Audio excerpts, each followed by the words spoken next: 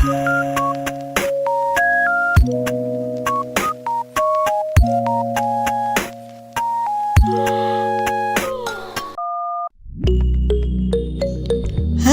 Assalamualaikum warahmatullahi wabarakatuh. Hari ini kita akan belajar pelajaran bahasa Indonesia dengan materi daftar riwayat hidup. Yang akan kita pelajari pada video kali ini yaitu 1. Mengenai pengertian. Apa yang kamu ketahui mengenai daftar riwayat hidup? Yang kedua, bentuk. Bagaimana bentuk penulisan daftar riwayat hidup? Yang ketiga, hal-hal penting. Hal-hal penting apa yang harus dicantumkan dalam daftar riwayat hidup? Dan yang terakhir yaitu contoh. Contoh daftar riwayat hidup. Sudah siap belajar bersama? Yuk kita mulai dengan pengertian daftar riwayat hidup. Apa yang dimaksud dengan daftar riwayat hidup? Apakah kalian pernah mendengarnya? Daftar riwayat hidup juga sering disebut dengan CV atau kurikulum vitae. Mari kita bahas mengenai pengertian daftar riwayat hidup. Daftar riwayat hidup adalah data yang berisi informasi tentang diri seseorang.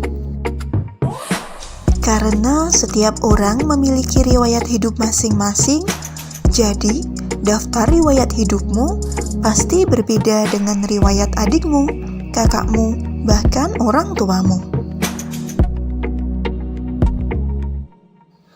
Daftar riwayat hidup ini digunakan untuk keperluan mendaftarkan diri.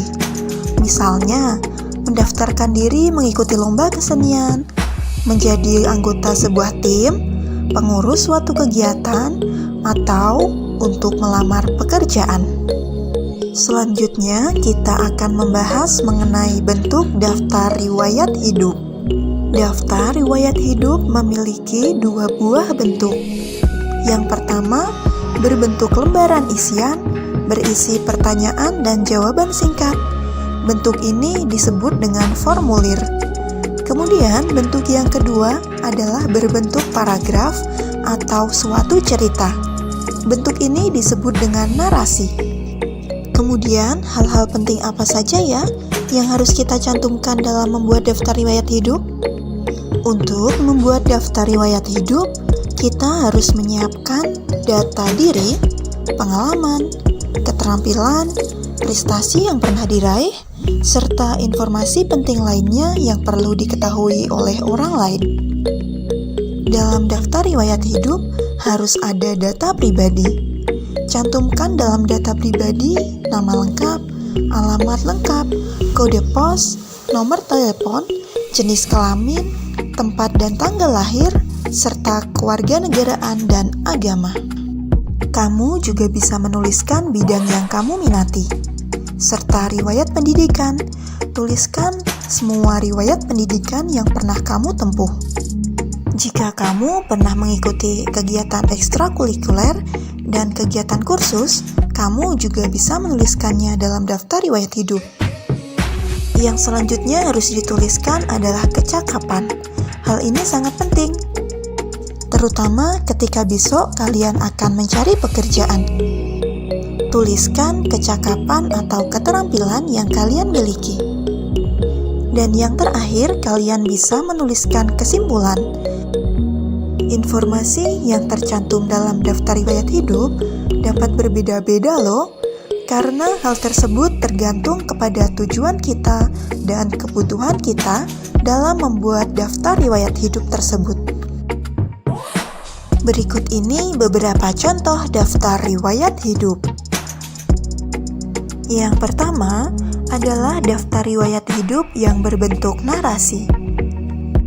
Daftar riwayat hidup berbentuk narasi seperti ini biasanya dipakai oleh para penulis buku.